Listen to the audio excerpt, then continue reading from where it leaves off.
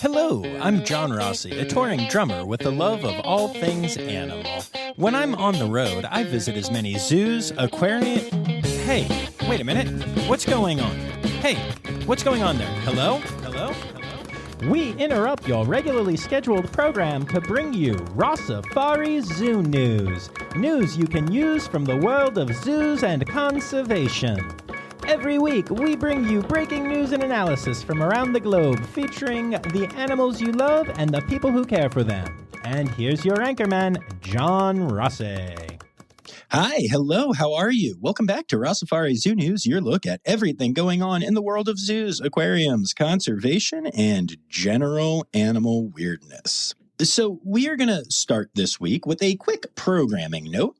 As I've mentioned, I'll be spending next week at the AZA conference in Calgary, and then the following week at the AAZV conference in Toronto. I'm super excited for these trips, but that does mean that for the next 2 weeks, Zoo News is going to look a little different as I do a conference recap episode from each conference instead of the standard Zoo News episode. Now, you can still feel free to send me stories and they'll be considered for inclusion when their regular episodes return. But the next 2 weeks will be focused on those conferences. The interview episodes will still continue as normal, as I'm working on getting those edited and ready to go before I get to the conferences. And my hope is to do the recaps like I have in the past, getting not just myself, but special guests at the conferences to discuss their experiences and help you all feel like you're there with us. I know that those have actually been some of my most downloaded episodes, so I hope you all are getting excited for these. I already do have a few special guests lined up, so I think it's going to be a great time. I really do. Oh, and a friendly reminder, if you're going to be at the conference, find me, say hi. I love talking to people who love the podcast, and make darn sure that you come out to the Safe Red Panda presentation I'll be speaking at. It's at 9 a.m. on Monday, and I'm going to be running on fumes, coffee, and adrenaline. So it's going to be a good time? Question mark? No, it's going to be a great time. Please come out and support Safe Red Panda. Meanwhile, when it comes to the rest of my life, I'm still here in Fort Worth, wrapping up our final week of shows, doing $1 Million Quartet at a theater called Casa Mañana. It has been such a joy being here, especially because I got to see my worlds collide in such amazing ways. Keepers from the Dallas Zoo and Fort Worth Zoo came out to see the show, and I got to do interviews with people at each facility as well as at Sea Life Grapevine. So it's been an incredibly fun time, but also an incredibly busy one. I was actually, so true story. I was actually hanging out at the Dallas Zoo today, getting some time with some of the primates there. And I suddenly looked at the keeper I was with and said, crap, wait, what day is it? She goes, Thursday. And I was like, I didn't even realize I have to do Zoo News today. I hadn't even started to kind of think about doing prep for this episode because life has just been moving at such a crazy clip lately. So, yeah, it's going to be a little bit shorter this time, but, we're hitting all the good stuff. So, yeah, that is everything that's going on in my world right now. And so I think it's time to get this ball rolling.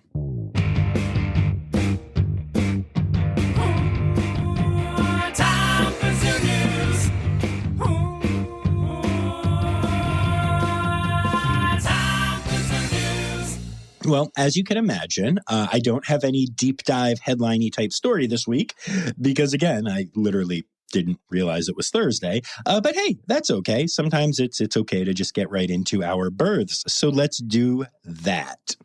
Riverbanks Zoo has announced the birth of some black tree monitors. The births represent the first time the species has successfully hatched at the zoo, which they did after being incubated behind the scenes for 6 full months.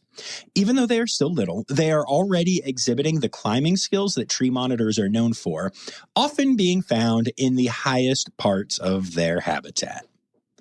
Our friends at Connecticut's Beardsley Zoo have announced the birth of a giant anteater pup.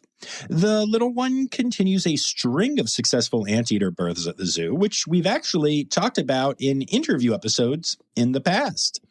The baby is currently doing well and is doing the thing that the species is known for, being carried around on mom's back where it blends in, making it harder for predators to be aware of a small, helpless bit of prey.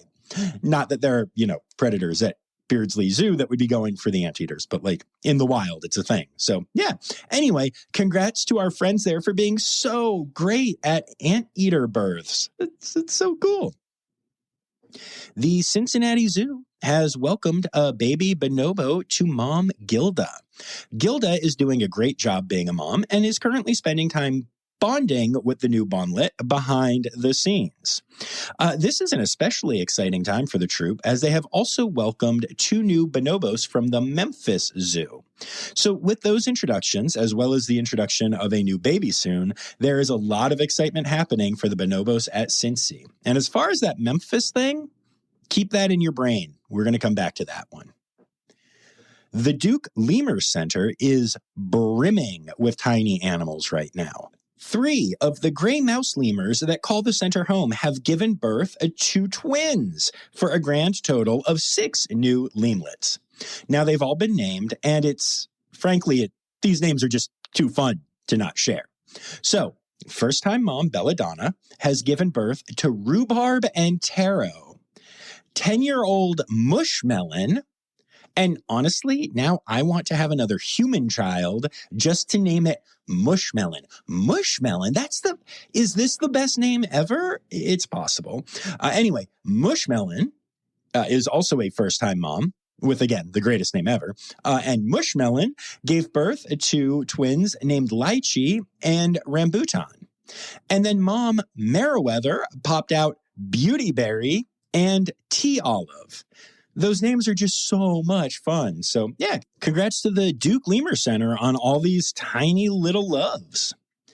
Our friends at Southwick Zoo have announced the birth of a new Grivet monkey. Now, this is not a species that is super common in human care, so the birth is extra exciting. Mom is doing a great job taking care of the little one on exhibit, so you can stop by Southwick's and see it now. And then last but not least in births this week, the San Diego Zoo Safari Park is celebrating the birth of a healthy male Sumatran tiger cub to first-time mom Jillian. Jillian is doing a great job raising the little one, being attentive, responsive, and patient. They are currently bonding behind the scenes, but the zoo will announce when the little tiglet can be seen by the public. And then that moves us on to our deaths for the week. And this first one is quite devastating. Let's be honest, they're all devastating, John. But yes, Happy Hollow Park and Zoo has announced the passing of Xena, a 5-year-old red panda. Now, back in 2023, Xena was diagnosed with a possible atypical form of Addison's disease, a condition that affects the adrenal glands of animals, including humans. This is actually a really common disease in red pandas and is often hard to diagnose conclusively, and it also kind of seems to show up differently. It doesn't present as like normal Addison's, which makes it much harder to deal with. It's also a disease without a concrete plan for healing. The best that we have right now is a way to manage it medically for a while. So the team at Happy Hollow did an incredible job managing the disease for as long as possible without Xena having a decline in her quality of life. But she did eventually pass away from, probably from the disease. They're still doing the necropsy and all that jazz. But yeah, sadly, she is gone and she will be greatly missed. At this time, they do have one other red panda at the zoo, Will Smith, and they are not planning on getting another one right now. So we'll see what happens in the future. But for now, Will Smith is going to be a solitary red panda at the zoo, which is fine. They are solitary animals. Reid Park Zoo has said goodbye to Billy the lar gibbon. Billy lived to the age of 51, making him the 6th oldest lar gibbon at an AZA-accredited facility. The average life expectancy of gibbons is around 26, so 51 is straight up ancient and is a testament to the care Billy received at the zoo. Now, Billy had called Reid Park Zoo home for almost 40 years, and his voice served as the wake-up call for the zoo every day during that time. So that voice is truly going to be missed. Goodbye, sweet Billy. Hogle Zoo has announced the passing of Patenka, a 13-year-old male Pallas cat that called the zoo home. Now, at the age of 13, Patenka was the second oldest Pallas cat in human care. Known as Potato to the team that loved and cared for him, he was known for getting so excited that he would literally hop when he would see his keepers or get a favorite treat. What an amazing long life filled with love the team at Hogle gave to their little Potato. This next one is particularly tough, y'all. The Shigella infection at the Jacksonville Zoo has claimed another ape. 3-year-old Western lowland gorilla Kevin has succumbed to the illness this past week. Kevin was the youngest gorilla in his troop and fought valiantly against the disease, often seeming to be well on the road to recovery before suffering a setback. Now, this poor team has just been through so much with the Shigella infection, and it's not an easy or short road to overcoming it. So just continuing to send all the love and hope to that incredible facility. All right, we'll be back after this quick break. Did you see the Colombian government is spending almost $4 million to relocate Pablo Escobar's hippos? In Brazil, a school of piranha attacked and injured at least 8 people at a beach resort. First fatal mountain lion attack in 20 years in California. Hey, it's me, Forrest Galante, wildlife biologist. You may have seen me on Joe Rogan's podcast or my various TV shows like Extinct or Alive or Shark Week. So join me and my friends as we break down animal news from around the world and discuss all things wildlife. Click here to unlock these animal mysteries. The Columbus Zoo has said goodbye to Zola, one of the wolverines that called the zoo home.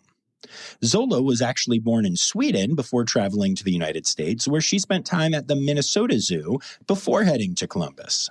She arrived there just a few months ago on a breeding recommendation and started to bond with Alvar, the male wolverine at the zoo, but then recently just started acting very different. And when given an examination to try to figure out what was going on with her changing behavior, the veterinary team discovered she had a widespread inoperable lymphoma throughout her abdomen. So the decision was made to humanely euthanize her. While she had only been at the zoo for a short amount of time, Zola really made an impact on her care team, and she will be truly missed. And then last but not least in goodbyes this week, the Maryland Zoo has announced the passing of Mr. Greedy, the oldest African penguin at the zoo. He was 33 years old, and he leaves behind 230 descendants, which is obviously multi-generational. He didn't have 230 chicks, but still, that is an insanely impressive number. Mr. Greedy is not only survived by his 230 descendants, but by his partner, who was, of course, named Mrs. Greedy. What amazing names. And I know that the team at the Maryland Zoo is making sure that Mrs. Greedy gets a lot of extra love and attention as she goes through the loss of her partner. And that brings us to the rest of our zoo news section for the week. We start off with some really exciting news. We officially have a 2024 Red Panda kindergarten class. This time, it's only 2 pandas as opposed to the 3 at Greensboro last year, and it's taking place at Seneca Park Zoo. So you already know from previous episodes that Seneca Park Zoo is hand-rearing their red panda cub, Teddy Graham, after mom said, "No, thank you." Now, Asha, who was born at the Birmingham Zoo and also abandoned by her mother, has moved to Seneca Park Zoo. And these 2 cubs are going to be hanging out in the hospital. They won't be visible to the public, although they will be visible on camera to the public. So, you can see them just on a screen. And they're going to learn to panda together. And if there's anything that I learned from Zuko, Azula, and Miso, it's that Red Panda kindergarten classes are amazing. So Seneca Park Zoo is worth the trip for a lot of reasons. And even though you can't see them up close, Just going to a place with a red panda kindergarten is pretty special. All right, so for this next story, I'm actually putting this into zoo news, even though it isn't from a zoo. But it is news that is going to affect the veterinary care given in zoos, and I'm frankly really excited about it. So we often talk on here about the challenges veterinary medicine faces, especially in zoos and with exotic animals that we don't know a lot about. And sometimes even the things that we kind of take for granted when it comes to animal health are actually really hard with certain animals. For instance, did you know that stethoscopes don't really work well on reptiles? Who knew? I mean, okay, most veterinarians knew, but I didn't. So it turns out that scales interfere with sound transmission. Turtles and tortoises hide their hearts behind their legs and heads when they tuck in, and they also have, obviously, their, shells on the top and bottom. So it's actually, from all of that, incredibly hard to get a heart rate on most herps, which is really crazy to think about. It's just a basic part of medical care outside of the reptile world. But I can't do it with reptiles. Until now. Cornell University's School of Veterinary Medicine has been researching this issue, and they have now discovered a way to consistently measure the pulse in an easy-to-reach part of the back of the head of reptiles. They use an ultrasonic Doppler flow detector, which is something that sounds super fancy, but is actually really common in veterinary clinics. So this is awesome for so many reasons. For starters, it's obviously important to listen to heart rate to monitor health just in general, right? You don't get to go to the doctor without them shoving a too-cold stethoscope onto your chest and causing you to go, eek, and then they listen to your heart, right? Important. But beyond that, one of the main ways vets and techs can tell that an animal is doing okay while under anesthesia is by monitoring the animal's heart rate, which is something they haven't been able to do with reptiles until now. So most of the time that a reptile has gone under anesthesia, the people caring for it have been unable to fully make sure it was doing fine in the way that is the universal standard. We check the heart rate, right? And they can't. But now they can. This is going to completely revolutionize the veterinary care that reptiles receive moving forward. And I am so excited about it. What an amazing discovery.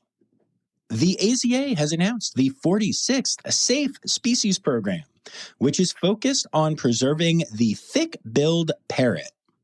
Now, this is a bird that calls the Sierra Madre Occidental Mountains of Mexico home, specifically just a small area of pine forest in those mountains.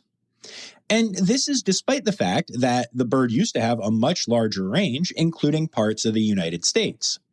Unfortunately, the U.S. population was entirely wiped out back in the 1930s. And as a species that isn't super well known, the focus of the SAFE program will, of course, be protecting the land these parrots still call home and all of that stuff, but also raising awareness of these birds so that people learn about them and learn that they exist and actually start to care about saving them. So hopefully that's going to turn into a successful educational opportunity and more people will learn about these incredible birds. So this next story is a little crazy. A tiger escaped from Quinta La Fauna Zoo in Reynosa, Mexico, and was not found for a week, sparking fears in the United States that it may have crossed the border into McAllen, Texas.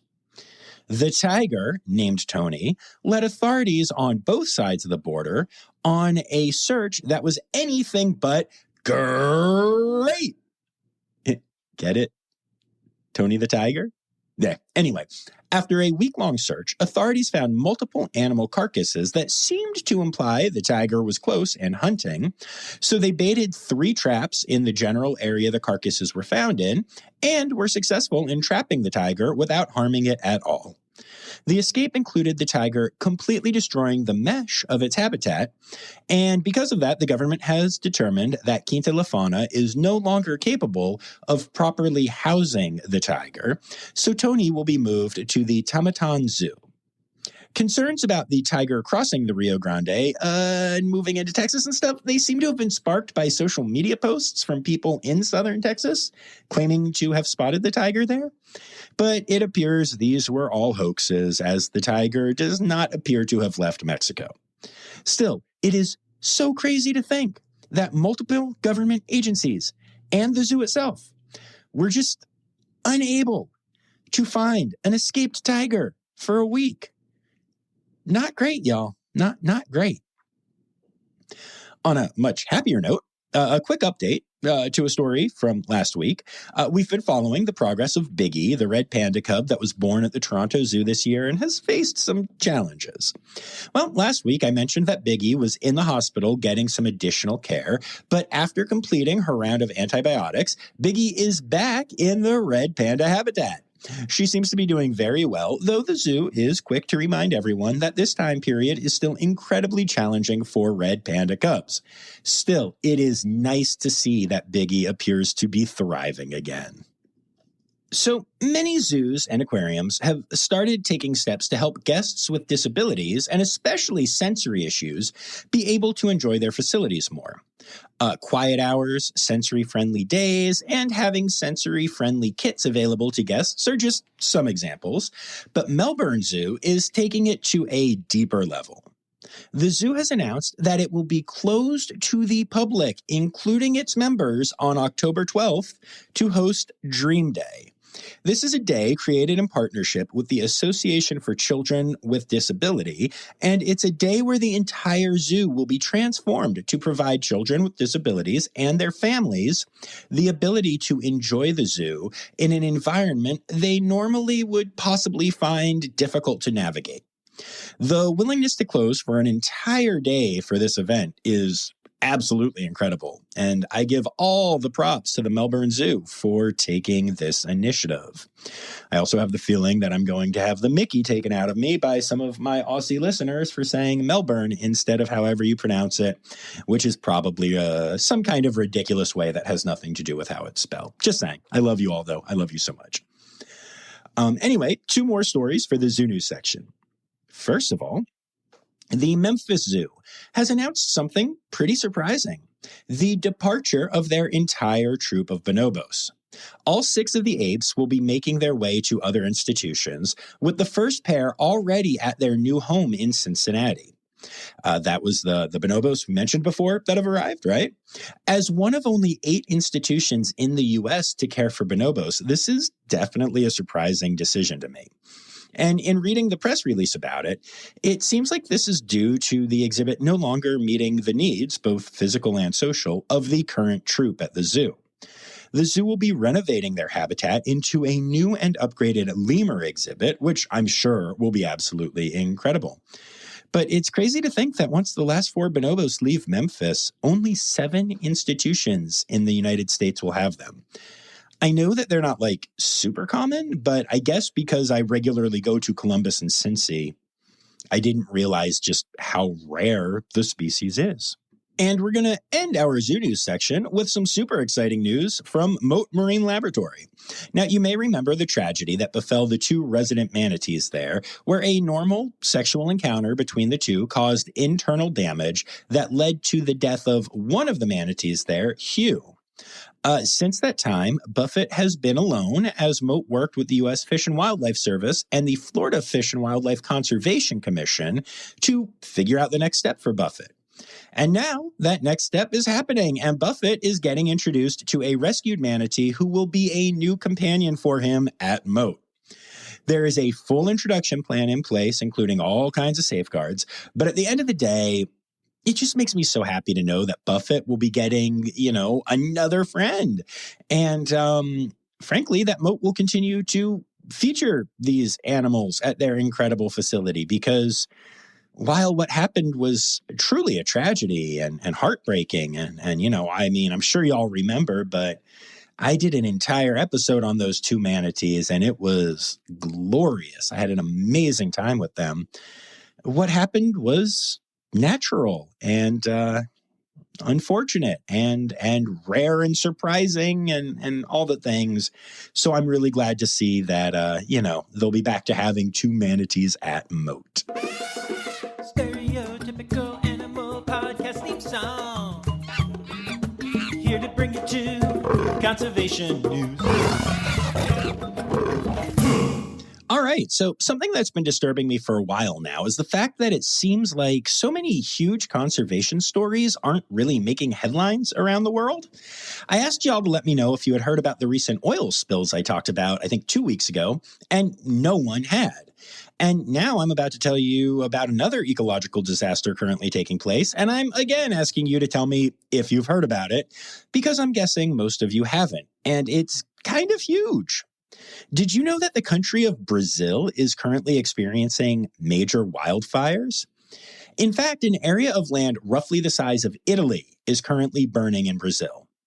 Now, areas around the Amazon River and the Amazon forest and stuff are currently burning, and that's just not a thing that happens, right? I cannot stress this enough. Those of us who live in the US or even in parts of Europe are used to annual wildfires, which, by the way, is a pretty horrible sentence to be able to say, but it's true. This happens. These are dry areas that catch on fire every year. And honestly, even Canada has experienced their fair share of wildfires recently. But South America, specifically around the Amazon, simply doesn't burn. It's too lush. It's too wet for that to happen normally. The Amazon rainforest, water, wet, to the best of our knowledge, it has never burned before now. So how is this happening? Well, for years, local people have used controlled burns in the area to clear land to raise cattle to supply the US, China, and Europe with beef. Now, because of the wet and humid climate of the area, these fires have never posed a threat of burning out of control before. But thanks to climate change, South America is facing unprecedented drought, and the controlled burns are now running uncontrolled throughout the country. Over 60% of Brazil is now covered in smoke because of these wildfires. And this coincides with the Amazon River reaching its lowest levels since humans started tracking the stat in 1902. It is so bad that entire indigenous communities that rely on the Amazon have been stranded without food, fuel, and drinking water because of this crisis. Fires have already consumed 9% of the Pantanal, which is the largest wetland area in the world, which has obviously destroyed so much of the biodiversity there. It's a true tragedy, and while Brazil and other nations, such as Bolivia, are trying to fight back, they don't seem to be having much success. And like I said, this is just not something I really hear about. One person sent me this story, and it hasn't popped up on any of my social feeds, which are obviously very tuned to this kind of thing. I've spoken to multiple people in the conservation world about it, and many haven't heard a word. This is just blowing my mind right now. So again, let me know if you have or haven't heard about this crisis, and here's hoping these fires get under control soon. Going back to the oil spill, right? I was just talking about the oil spills, and I mentioned last week that up to this point, no animals had been found oiled. And that's great for those two spills. However, SANCOB has now been activated because of yet another oil spill in the area, this time from the MV MSC Apollo. And this time, seabirds have been oiled. So far, 6 penguins have been rescued, with an additional 2 avoiding the rescuers to this point, even though they are covered in oil. I am so grateful that SANCOB is standing by and able to help in these situations, but what is going on with all these oil spills lately? And again, why is no one but SANCOB talking about this? It's just crazy to me. But okay, after 2 very heavy stories, we're going to have a couple of happy ones to end the conservation news section. First of all, the Apache trout has officially been removed from threatened status by the U.S. Fish and Wildlife Service. The Apache trout is the state fish of Arizona, and reintroduction and Head Start programs have been taking place in partnership with many zoos, aquariums, and conservation organizations. So this is a huge conservation win. Very exciting stuff.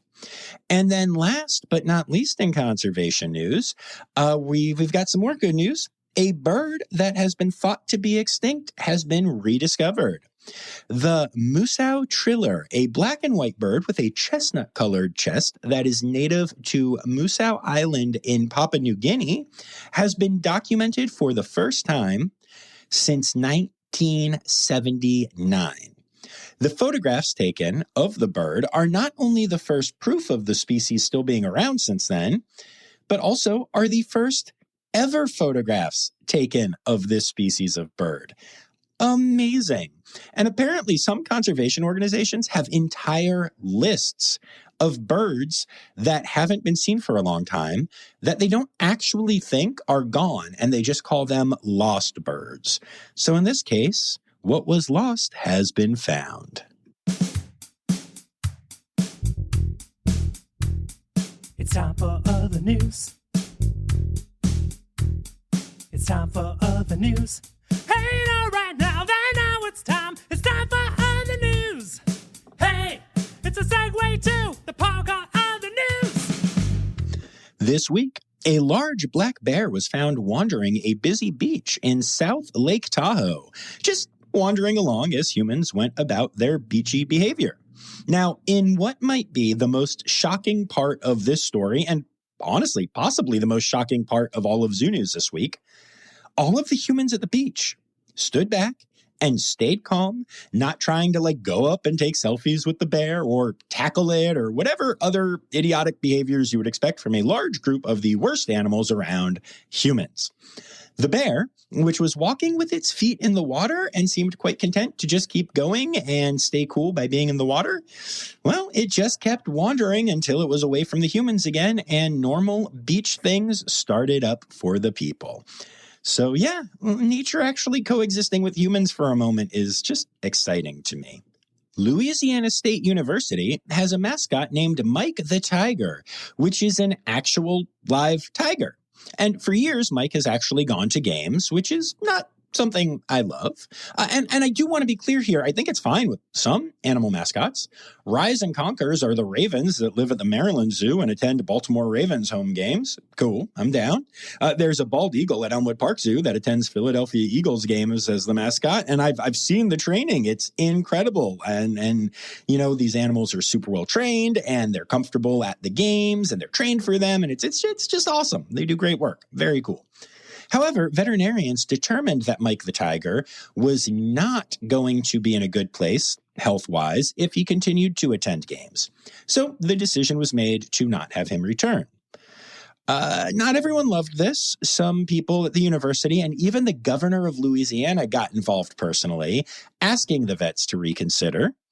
But they said no. So Mike will be staying away from the stadium, which is clearly the correct decision here. Yay, veterinarians.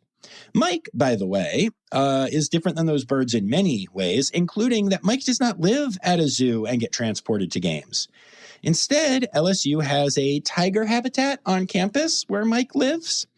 And this is not an accredited situation or anything, unlike the Baylor Bears in California. So, I have thoughts about this situation, but yeah, we're just going to leave it at that. And then last but not least in other news, here's a fun fact for you. Otters are believed to be the only animals that can detect scents underwater, which is why an otter is being given a job usually held by dogs. An otter by the name of Splash is being trained to do scent detection work, specifically to sniff out evidence and victims of crimes underwater. Now, he's still in the process of being trained, but is already helping to solve crimes, having successfully found underwater evidence and giving a proper marker that led to the recovery of said evidence the one time he was actually placed into the water at a crime scene so far. a search and rescue otter. You gotta love it. And this is especially going to help out in areas like in Florida, where if there's ever like a dead body in the swamp, gators can not only eat it, but they can take it and store it. They will literally take like human remains and store them for later consumption, which makes it very hard to find. They're hidden, underwater in the gator's habitat, but it can be found by a search and rescue otter. So actually, this is a very big deal and also adorable. Although I did just think that means they're going to have to put an otter in a gator area. But hey, I'm sure it's fine. I'm sure they will make sure the gator is occupied or not there first. So yeah, search and rescue otter. I love it. Animal, animal, animal holidays. Animal, animal, animal holidays. It is officially September, which is Save the Tiger Month and Save the Koala Month. Don't feed a koala to a tiger or you won't be saving the koala, even though the tiger will enjoy it. That's my advice to you all, especially my zookeeper friends. I don't know what's happening. It's very late, working very hard this week. Anyway, today is the 13th, which means that today is Friday the 13th. Good thing I didn't realize this until now, or I would have done this dumb voice for the entire episode. Anyway, it's also National Mountain Chicken Frog Day. The 16th is Plover Appreciation Day, and the 17th is National Fox Day, and those are your animal holidays for the week. But I do want to drop a quick friendly reminder that next week, Saturday, the 21st, is International Red Panda Day. Find a local facility that is celebrating the day and go celebrate red pandas. Oh, and hey, if you come to the Safe Red Panda meeting at the AZA conference, we will be sharing some stuff that you can use for your International Red Panda Day celebrations at your facility. Just saying. So yeah, those are your animal holidays for the week and a plug for IRPD.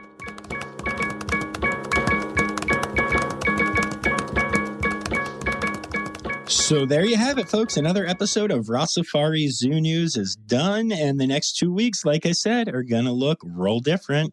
So hey, before you go, don't forget to, apparently the phrase you're supposed to use now is smash that subscribe button.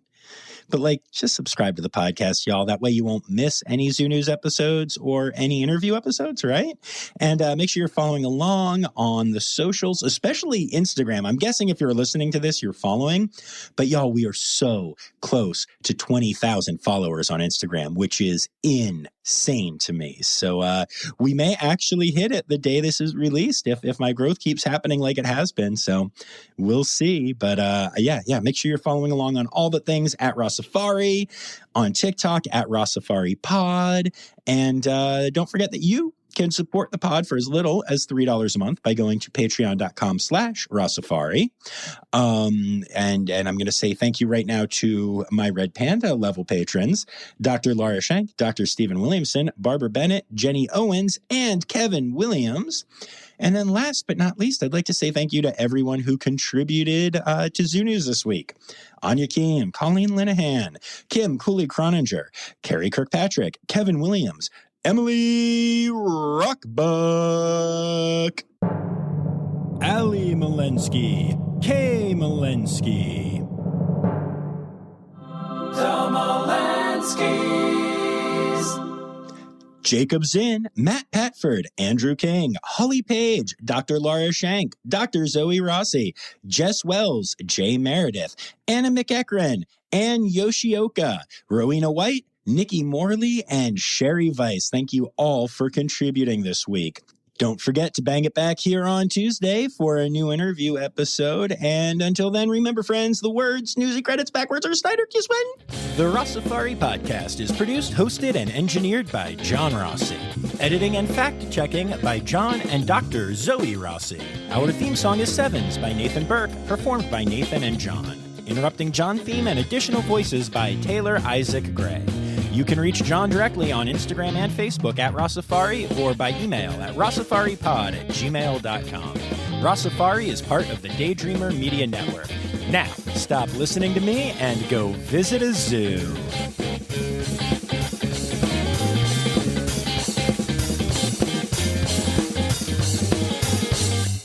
Come join us at Slave Fred Panda. Good job, buddy. Yeah, good thing I'm on that steering committee.